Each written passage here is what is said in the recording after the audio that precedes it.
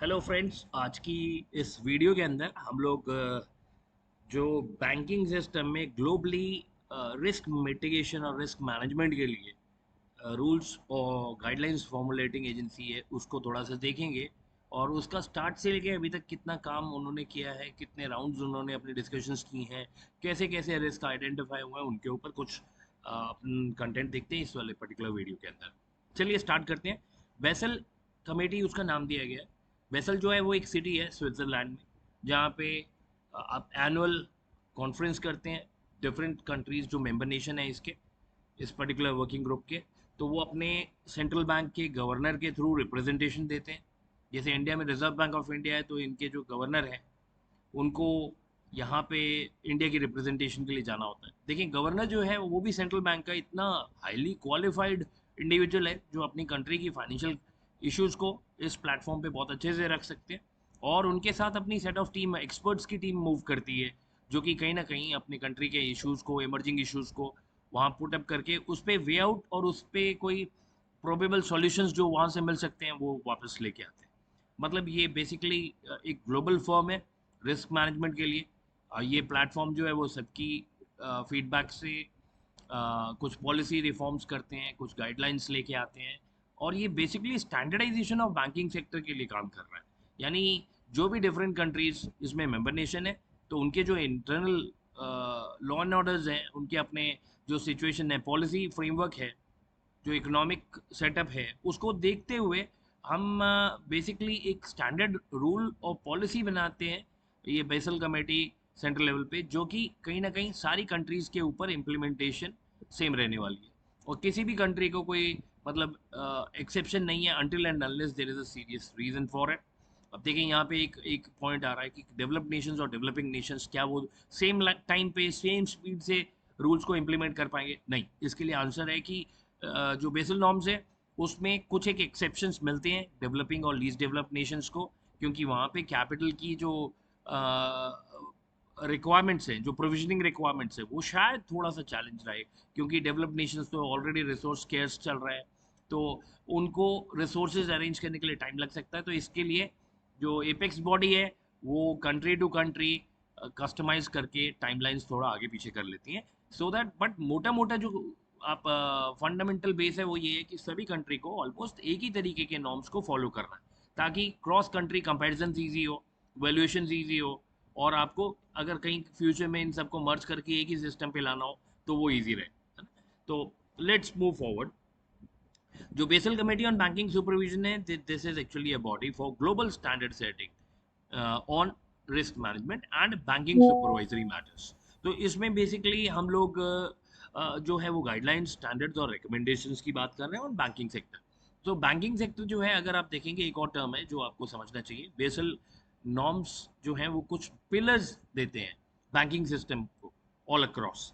तो इसमें तीन पिलर्स की डिस्कशन होती है हमेशा। पहला पिलर है कैपिटल एडिक्वेसी रेशियो, जो कि कॉमन लेमैन लैंग्वेज में हम ये कहना चाह रहे हैं कि जो बैंक्स हैं जो रिस्क ले रहे हैं, लोन दे रहे हैं, और उसमें फिर उनके रिस्क की डिग्री बढ़ रही है, तो उनको अपने रिस्क के प्रोपोर्शन में कैपिटल को रेज करके रखना है, ताकि कोई इमरजेंसी आती है तो उसको मैनेज कर सके।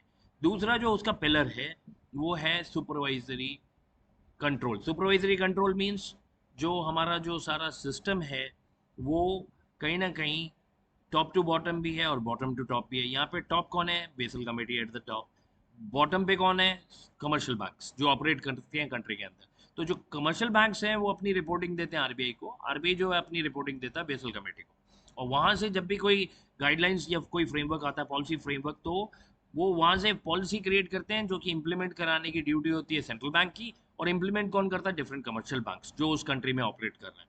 तो ओवरऑल हर कंट्री में सेम टाइप के नॉर्म्स ही हैं, जो कि कहीं ना कहीं सिस्टम को स्टेबल बनाने के लिए लाए गए हैं। और तीसरा जो पिलर है वो है आपका इसमें जो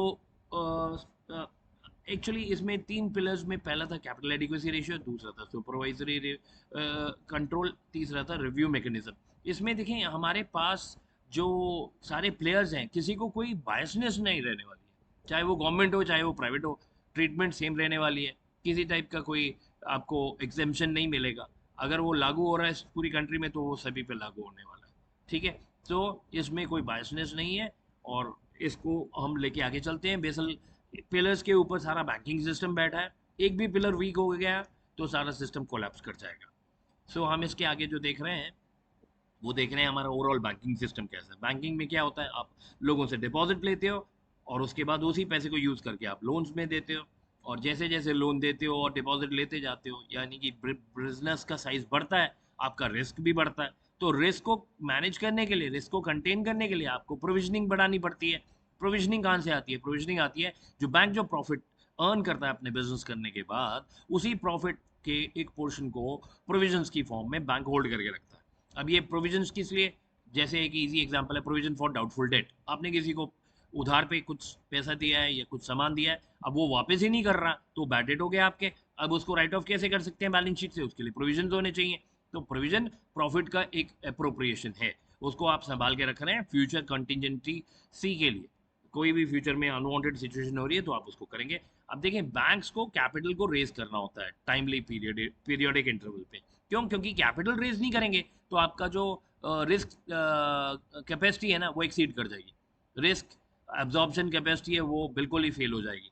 तो इसका मतलब ये है कि टाइमली इंटरवल्स पे बैंक्स को अपने कैपिटल को एनहांस करते रहना चाहिए। आईपीओ, एफपीओ और private placement, right issue, bonus shares, ये सब दे दे के मार्केट में अपनी कैपिटल बेस बढ़ानी चाहिए। जैसे जैसे कैपिटल बढ़ेगा, कैपिटल बढ़ने से बैंक को क्या फायदा होता है कि बैंक अपने लोनिंग को बहुत स्पीड रेट से दे सकता है। लोन देने से रिस्क होता है, अगर रिस्क होगा और आपके पास कैपिटल नहीं है तो आपके लोन पोर्टफोलियो को फ्रीज कर देगा रिजर्व बैंक या सेंट्रल बैंक आपका।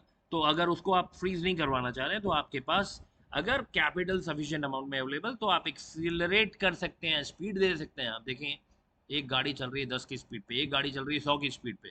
100 की स्पीड पे जो गाड़ी चलाता है मज़ा बहुत आता है, लेकिन वहाँ रिस्क भी बहुत बढ़ जाता है। यानी एग्रेसिव लेंडिंग करेंगे तो एनपीए के होने के चांसेस ज़्यादा है। बट हम उसको कहीं कुछ हद तक कंट्रोल कर सकते हैं अगर हमारे पास सफिशिएंट कैपिटल हो। यानी कि गाड़ी में आपके पास वो जो एयर बैग्स हैं, तो अगर एक्सीडेंट भी होता है तो भी आप कहीं ना कहीं थोड़ा बच जाएंगे। एयर बैग्स की क्वालिटी क्या? मतलब प्रोविजंस की क्वालिटी। सो एयर बैग अच्छी कंपनी के होंगे तो बचने के चांसेस ज़्यादा है।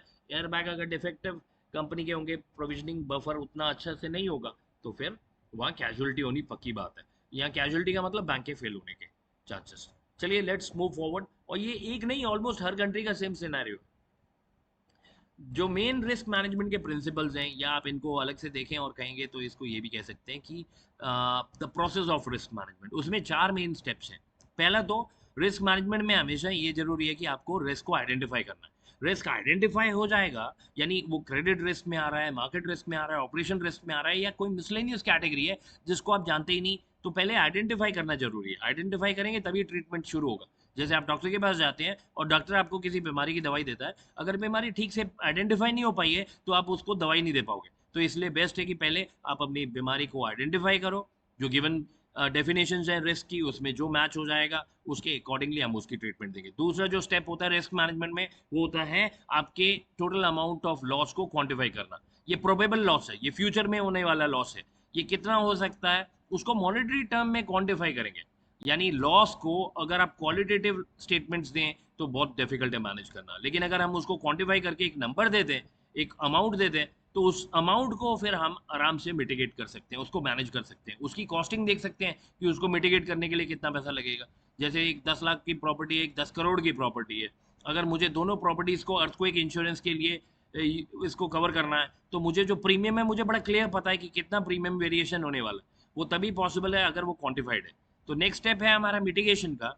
रिस्क मैनेजमेंट में जो तीसरा स्टेप है मिटिगेशन का, वो ये कि एक बार आपको आइडिया लग जाए कि कितना लॉस हो सकता है, तो उसके अकॉर्डिंगली आप उसका इंश्योरेंस या उसका रिस्क मिटिगेशन का कोई प्लान लेते हैं। और इस मिटिगेशन प्लान के लिए आपको प्रीमियम पे करना पड़ता है, यानी आप अपना रिस्क किसी और को ट्रांसफर कर रहे हैं और उसको ट्रांसफर के लिए जो आप अपना रिस्क उसको ट्रांसफर कर रहे हैं तो वो आपसे उसके लिए कुछ चार्जेस लेगा, उसको हम प्रीमियम कोट करते हैं। लाइक इंश्योरेंस कॉन्ट्रैक्ट में आप प्रीमियम पे करते हैं इंश्योरेंस कंपनी को, और इंश्योरेंस कंपनी आपके रिस्क को अपने ऊपर ले लेती है।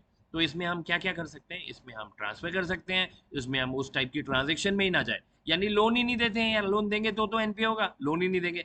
या फिर हम इसको मैनेज करेंगे, मैनेज करेंगे मतलब सेल्फ मैनेज करेंगे, अपने ऊपर ही अपने प्रॉफिट से ही उसको एडजस्ट करने की कोशिश करेंगे, और जब भी प्रॉफिट सफिशिएंट होगा तो उस लॉस को राइट ऑफ करके बाहर निकाल देंगे। लास्ट में मॉनिटरिंग। मॉनिटरिंग मतलब कभी भी कोई रिस्क प्लान आप बना रहे हैं, रिस्क को मैनेज करने के लिए कोई प्लानिंग हो रही है, उसमें लास्ट स्टेप जो होता है वो होता है मॉनिटरिंग एंड फॉलोअप। अगर आपकी प्लानिंग सारी ठीक से चल रही है और आपके जो एक्चुअल रिजल्ट्स हैं वो डिजायर्ड रिजल्ट्स की तरह से चल रहा है तो कोई प्रॉब्लम नहीं है, आप उसी को कैरी ऑन कीजिए। लेकिन अगर आपके एक्चुअल रिजल्ट्स आपके एक्सपेक्टेड और डिजायर्ड रिजल्ट से वेरी कर रहे हैं और वो वेरिएशन काफ़ी ज़्यादा, तो आपको प्लान बी काम करना पड़ेगा, प्लान सी रखना पड़ेगा। यानी एक ही टाइम पे मैनेजमेंट का असूल है कि आपके पास 2-3 प्लान रेडी रहने चाहिए। प्लान ए काम करेगा तो बहुत बढ़िया, नहीं करेगा तो उसको ड्रॉप करके बी और सी पे जा सकते हैं। तो ये शिफ्ट तभी पॉसिबल है जब आपका प्लान रेडी हो। तो ये 4 स्टेप्स हैं आपके रिस्क मैनेजमेंट के। Let's go to the next slide. अभी हमारे पास पहले डायमेंशन आ रहा है रिस्क का, वो है क्रेडिट रिस्क। क्रेडिट रिस्क क्या होता है? मैंने अपनी पार्टी को उधार दिया है, मैंने लोन दिया है किसी कस्टमर को मेरे, वो फॉरेन इंपोर्ट एक्सपोर्ट का काम करते हैं। तो जब मैंने लोन दिया वो मेरी काउंटर पार्टी बन गई है, और अगर काउंटर पार्टी मेच्योरिटी डेट पे या इंस्टॉलमेंट डेट पे पेमेंट नहीं करती है तो वो डिफॉल्ट कर रहा है। तो डिफॉल्ट करना मतलब default of a third party, यानी जिसको हमने लोन दिया उसने अगर डिफॉल्ट मारा तो हम क्रेडिट रिस्क के कैटेगरी में रखते हैं। यानी इसमें डिफॉल्ट हो गया, आपकी गलती नहीं है, आपने जिसको पैसा दिया था उसकी प्रॉब्लम थी। हो सकता है नोइंगली, हो सकता है अननोइंगली। विजय माल्या जो नोइंगली भागा इंडिया से, जबकि दूसरे जो बिजनेसमैन है जो कि क्राइसिस में जाते हैं, मार्केट में demand and taste and preference change हो जाता है, उसकी वजह से लॉसेस में जाते हैं, तो वो एक अननोइंगली है, वहाँ इंटेंशनल डिफॉल्ट नहीं हो रहा है। तो इसमें 4 चीज़ें मेन है, उसमें आप देख लीजिए। आइडेंटिफाइंग बोरोवर्स क्रेडिट वर्दिनेस, आप देखें जिसको भी लोन दे रहे हैं उसकी क्रेडिट वर्दिनेस देखें, उसका फाइनेंशियल स्कोर देखें, और अगर स्कोर अच्छा है तभी लैंड करें, नहीं अच्छा है तो फिर उसके लिए कोलैटरल वगैरह कुछ लेना पड़ेगा। Diversifying the loan portfolio, banks को जरूरी है कि वो अपने लोन पोर्टफोलियो को डाइवर्सिफाई करें। कंसंट्रेट करेंगे तो फिर फंसेंगे, कहीं ना कहीं एक अगर उस सेक्टर में क्राइसिस आएगा तो सारा का सारा बैंक डूब जाएगा। Next, collateral and guarantees. Collateral and guarantee loan के अंदर रिकवरी के चांसेस बढ़ा देते हैं, बैंक का एक्सपोजर जो है वो रिस्क फ्री हो जाता है, नो डाउट, क्योंकि इवन सिक्योरिटीज जो है वो भी फुल वैल्यू पे नहीं बिकती हैं, डिस्ट्रेस वैल्यू का कंसेप्ट चलता है। तो इवन दो आप कुछ तो बेटर है ना कुछ नहीं से, बैंक फेल तो नहीं होगा पूरा का पूरा एकदम से। तो इसके लिए अगर कोलैटरल और गारंटी आ रहा है तो आपके रिस्क, क्रेडिट रिस्क को मिनिमाइज करता है। Monitoring and early warning system में आप अगर वार्निंग सिस्टम से देख पा रहे हैं कि कुछ प्रॉब्लम्स आ रही हैं बुक्स में, तो उसके हिसाब से आप अपने प्लानिंग कर सकते हैं और मॉरेटोरियम पीरियड को लगा सकते हैं। नेक्स्ट टाइप ऑफ रिस्क जो है वो है आपका मार्केट रिस्क। मार्केट रिस्क मतलब ये वो रिस्क है जो कि मार्केट की फोर्सेस की वजह से आया। इसमें डिमांड एंड सप्लाई दो मेजर फोर्सेस प्ले करते हैं।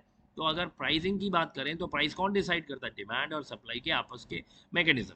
तो हम यहाँ पे 2 टाइप के रिस्क को कवर करते हैं। एक है फॉरेन एक्सचेंज रिस्क, जिसमें फॉरेक्स की वैल्यूएशंस यानी फॉरेन करेंसीज की वैल्यूएशंस फ्लक्चुएट करती है, ऊपर नीचे जाती है। दूसरा हम करते हैं इंटरेस्ट रेट, क्योंकि इंटरेस्ट रेट कोई एक इंस्टीट्यूशन डोमिनेट करके मार्केट में नहीं दे सकता, ये मार्केट में कंपटीशन जो है वो डिटरमिन करता है कि आपका क्या इंटरेस्ट रेट चलेगा। तो दोनों के दोनों ही मार्केट ओरिएंटेड है, और इसमें आपको फिर वही चीज़ फॉलो करनी है। पहले आइडेंटिफाई करना है कि ये जो सोर्स है वो क्या मार्केट रिस्क से आ रहा है या कहीं और से आ रहा है।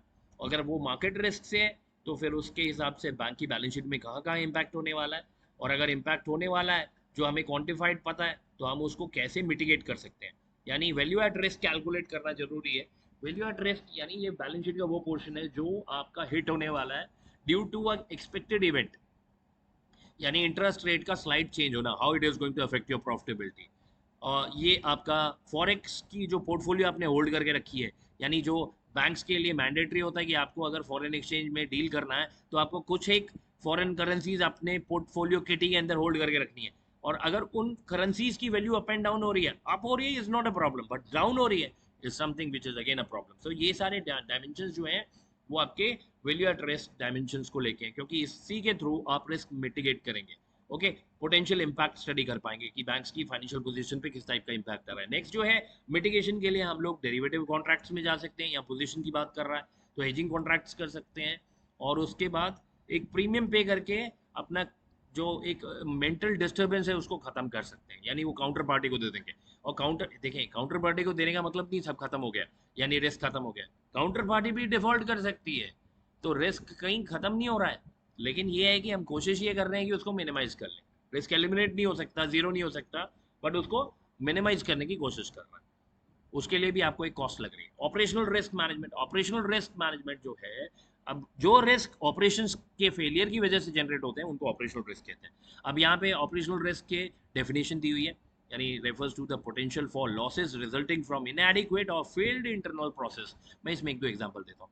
आपने अपने ब्रांच में एक कैशियर बिठाया हुआ है, वो कैशियर की ट्रेनिंग नहीं है, तो जब कोई कस्टमर कैश डिपॉजिट करने आ रहा है तो वो सारा कैश ले ले रहा है। उसमें कुछ फेक करेंसी नोट्स भी हैं, सॉइल्ड करेंसी नोट्स भी हैं जो चलने लायक नहीं है या उनकी कोई वैल्यू नहीं है। तो अगर कैशियर ऐसा कर रहा है तो वो एक फेलियर है सिस्टम का। और वो कैश अगर ले रहा है तो फिर वो किसी न किसी के कस्टमर को देगा भी, हो सकता है एटीएम में भी डाल दे, जिसकी वजह से एटीएम से अगर फेक नोट निकलते हैं तो रेपुटेशनल रिस्क आएगा। तो ये सारा जो है वो ऑपरेशनल रिस्क का पार्ट है। दूसरा, लेट से आपके ब्रांच पे टेररिस्ट अटैक हो जाता है या सुनामी आ जाती है, जैसे चेन्नई में एक बार सुनामी आई और उसने काफ़ी ब्रांचेस हिट की, तो वो जो उसमें सारा डॉक्यूमेंटेशन लॉस हुआ या जो आपका प्रॉपर्टी लॉस हुआ है, वो सब ऑपरेशनल रिस्क के अंदर ही काउंट होगा। एक और एग्जांपल, आप एटीएम पे जाते हैं, पैसा विड्रॉ करने की कोशिश करते हैं, पैसा तो निकलता नहीं लेकिन अमाउंट डेबिट हो जाता है। पैसे के लिए आप रिवर्सल की रिक्वेस्ट डालते हैं तो वो 30 दिन के बाद आता है या 15 दिन के बाद आता है। जो ये टाइम डिले हो रहा है, ये स्टैंडर्ड पॉलिसी में है कि इस टाइम में आप कुछ नहीं कर सकते हैं। तो देखें समझें, अगर कस्टमर को इस टाइम में कुछ सीरियस लॉस हो जाएगा, कोई मेडिकल इमरजेंसी की वजह से कुछ हो रहा है जिसका उसको बहुत बड़ा लॉस हुआ है, तो वो कंपनसेशन के लिए अप्लाई करेगा। ये बैंक को देखना पड़ेगा इस टाइप के फैक्टर्स को। तो जितनी जल्दी से जल्दी हो सके उस टाइप के सारे ऑपरेशनल रिस्क को मिटिगेट करना पड़ेगा, वो ट्रांजेक्शन्स को रिवर्स करना पड़ेगा। गलती से चेक बाउंस कर दिया किसी का और वो कस्टमर को ब्लैकलिस्ट कर दिया मार्केट ने, वो अपनी रेपुटेशन के लिए आपके ऊपर आएगा, तो आपको उसको पे करना है। किसकी गलती? कस्टमर, स्टाफ की गलती। स्टाफ को नहीं पता था ये कस्टमर का बैकग्राउंड क्या है, उसको कहाँ कहाँ लॉस हो रहा है। लेकिन अगर ऐसा कुछ हो गया तो फिर आपके ऊपर, बैंक के ऊपर एलिगेशन लगेगा और कंपनसेशन पे करना पड़ेगा। उसके बाद इसकी मॉनिटरिंग मिटिगेशन बहुत इंपॉर्टेंट है। अब देखें, ये मार्केट रिस्क और ऑपरेशनल रिस्क ऐसे दो रिस्क हैं जिनको कि प्रोडिक्ट करना बड़ा मुश्किल है। क्रेडिट रिस्क को प्रोडिक्ट करना फिर भी वायबल, क्योंकि रिस्क वेट्स आपको आरबीआई दे रहा है और पीरियडिक इंटरवल पे आप खुद भी देख पा रहे हैं। लेकिन मार्केट रिस्क और ऑपरेशनल रिस्क को प्रोडिक्ट कर पाना बड़ा मुश्किल है, तो इसको पुराने हिस्टोरिकल वैल्यूज के साथ ही आप मैनेज कर सकते हैं। गवर्नेंस एंड ओवरसाइट के लिए आपको पॉलिसी गाइडलाइंस निकालनी पड़ेगी। बैंक के रिस्क मिटिगेशन डिपार्टमेंट या मैनेजमेंट डिपार्टमेंट को बड़ी फ्रीक्वेंटली ट्रेनिंग्स करने पड़ेंगे और अवेयरनेस कैंप्स लगाने पड़ेंगे, क्योंकि जो ऑफिसर्स कस्टमर से डायरेक्टली डील कर रहा है उसे पता रहना चाहिए कि हम अपने सिस्टम में क्लाइंट को एक पर्टिकुलर रिस्क वेट दे रहे हैं, उसका क्या इम्प्लीकेशन है, उसका बैंक को कहाँ कहाँ पे उसका प्रोविजनिंग करना पड़ेगा, तो वो वायबिलिटी में रहे या वायबिलिटी से बाहर जाए तो उसका क्या इम्प्लीकेशन आ रहा है बैंक के लिए, वो बताना पड़ेगा। तो अगर उनको पता रहेगा तब तो थोड़ा वो अलर्ट रहेंगे और उसी तरीके से ट्रांजेक्शन करेंगे। टेक्नोलॉजी एंड इनोवेशन ने बहुत सारी चीज़ें सिंप्लीफाई की है ऑपरेशनल रिस्क मैनेजमेंट को मैनेज करने के लिए। अगर आपके देखें, आप एक छोटा सा फॉरेन एक्सचेंज में आप डील करते हैं, आपकी ब्रांच है 9 से 5, 5 बजे के बाद क्या, 5 बजे के बाद फॉरेन एक्सचेंज मार्केट थोड़ा ना बंद हो जा रही हो, 24x7 है। तो उस सिचुएशन में आपको ऐसे सिस्टम्स के ऊपर काम करना पड़ेगा कि जो ह्यूमन इंटरवेंशन के बिना ही ऑपरेट कर रहा है, तो 24x7 सिस्टम ऑपरेट कर रहा है। हाँ, वर्कफोर्स की टीम रहेगी, ऑन रोटेशन चेंज करेंगे, 8-8 घंटे की 3 टीम्स रखेंगे, लेकिन वहाँ पे टेक्नोलॉजी की इंडक्शन के बिना it's very tough to manage. Alarm set हो और वो ट्रिगर पॉइंट्स हो जो ऑटोमेटिकली ये कुछ ट्रांजेक्शन एग्जीक्यूट करते हैं अगर लॉस हो रहा है तो उससे क्या है ना, हम अपने लॉस को जीरो तो नहीं कर सकते लेकिन मिनिमाइज जरूर कर सकते हैं। अब उसके बाद ये कंप्यूटेशन वैल्यू एट रिस्क को कंप्यूट करने के कुछ एक मेथड्स हैं, और वो मेथड्स ये सामने दिए हुए। हिस्टोरिकल सिमुलेशन, मतलब हिस्टोरिकल डेटा को आप यूज़ करो। मोंटी कार्लो सिमुलेशन मेथड बड़ा फेमस मेथड है, जिसमें आप पोटेंशियल मार्केट मूवमेंट्स को कैलकुलेट करते हैं, स्टैंडर्ड डेविएशन को यूज़ करते हैं, और उसके बाद आप कैप्चर करते हैं कि किसी भी इवेंट के हैपनिंग पे कितना मैक्सिमम लॉस हो सकता है, loss given default, probability of default, exposure of default. ये सारे जो है एक्सपोजर, ये सारी चीज़ें जो है वो कहीं ना कहीं मोंटी कार्लो मेथड में यूज़ होती हैं। पैरामीट्रिक अप्रोच, देखिए इसमें भी आपका जो है वो सारा एक्सपेक्टेशन, एक कुछ एजम्पशंस पे काम कर रहा होता है सिस्टम। तो इसमें एजम्पशन ही क्या है कि ये जो आपके रिटर्न्स है वो नॉर्मली डिस्ट्रीब्यूटेड है, और जो आपके रिस्क है वो मार्केट का वॉलेटिलिटी के ऊपर डिपेंड कर रहा है। तो आप उसको टाइमली बेसिस पे इवेलुएट करते रहें और अपने रिस्क मिटिगेशन के लिए वीएआर की वैल्यू को यूज़ करके अपना मिटिगेशन प्लान बना लें। देखिए, regulatory challenges in risk management क्या है कि एक तो ये सिस्टम इतना कॉम्प्लेक्स है, रिस्क मैनेजमेंट का जो प्रोसेस है। अब समझें, छोटी सी एक स्टेटमेंट से समझें कि यूएसए जो रिस्क मैनेजमेंट का ओरिजिनेटर है, ये कोर्स का ओरिजिनेटर है, जब वो खुद अपनी इकोनॉमी को नहीं बचा पाए तो वो दूसरों को क्या बचाएंगे, बाकी लोग क्या करेंगे फिर उस सिचुएशन में, समझें।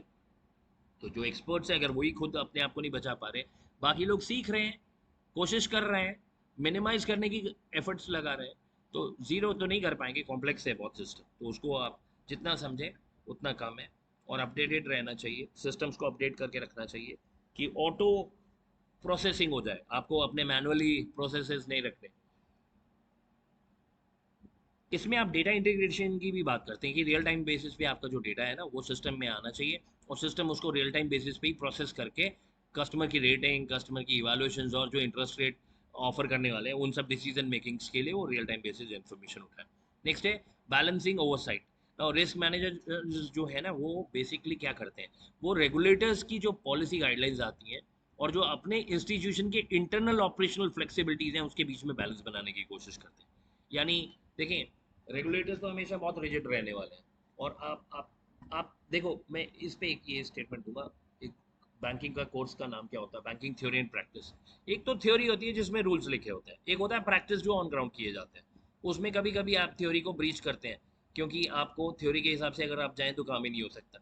तो इसके लिए मतलब यहाँ पे जो रिस्क मैनेजर्स हैं बैंक लेवल पे, वो एक प्लेटफॉर्म का काम करते हैं जो आरबीआई की गाइडलाइंस और एक्चुअल एग्जीक्यूशन ऑन ग्राउंड को वायबल बनाते हैं। ठीक है, और इसमें सबसे बड़ा चैलेंज ये है कि यहाँ पे हमारी स्केर्सिटी है मैन पावर की, टेक्निकल साउंड लोग नहीं है हमारे पास, और बाहर से जो है वो इंडिया में नहीं आप ला पा रहे हैं। तो इंडिया को अपनी स्किल सेट डेवलप करनी पड़ेगी रिस्क मैनेजमेंट में, तो इसके लिए इंडियंस को बाहर जाके ऑपरेट करना पड़ेगा, फॉरेन बैंक्स में काम करना पड़ेगा, और वहाँ से उनकी एक्सपर्टाइज को सीख के फिर वापस आना पड़ेगा। इमर्जिंग ट्रेंड्स क्या है रिस्क मैनेजमेंट में, इसमें प्रिडिक्टिव मॉडलिंग का काम हो रहा है, यानी फ्यूचर के प्रोडिक्शन के लिए अच्छे अच्छे सॉफ्टवेयर एआई टूल्स आ गए हैं। सिनेरियो मैनेजर और सिनेरियो की प्लानिंग हो रही है, रियल टाइम बेसिस पे रिस्क की मॉनिटरिंग हो रही है। तो जो भी आपके क्रिटिकल फैक्टर्स हैं उनके ऊपर बड़ा क्लोज वॉच है। पहले ऐसा नहीं होता था, पहले टेक्नोलॉजी इतना एडवांस नहीं थी। अभी टेक्नोलॉजी की वजह से काफ़ी हद तक हम किसी बड़े डिजास्टर को होने से पहले ही प्रोडिक्ट कर लेते हैं। ठीक है, तो डैशबोर्ड्स हैं जो रिस्क के डेफिनेशंस के हिसाब से आपको कुछ इंडिकेटर्स दिखाते हैं, और वो इंडिकेटर्स को लेके आप अपने डिसीजन मेकिंग को इफेक्टिव कर सकते हैं। अब कंक्लूजन क्या है कि जो रिस्क मैनेजमेंट प्रोसेस है उसमें आप आइडेंटिफाई करते हैं, एसेस करते हैं, मिटिगेट करते हैं, मॉनिटर करते हैं, फिर उसको आप इवेलुएट करते हैं और फाइनली रिपोर्ट करते हैं। तो ये सारे जो प्रोसेसेस हर कंट्री कर रहे हैं वो बेसल नॉर्म्स को फॉलो करते हुए कर रहे हैं। तो और इसमें क्या है कि आपको ये ज़रूरी है, क्योंकि इसी से आपका बैंकिंग सेक्टर जो है वो सस्टेन करेगा, टफ सिचुएशंस को, कोविड लाइक सिचुएशन को सर्वाइव कर लेगा। ठीक है, गुड डे, टेक केयर।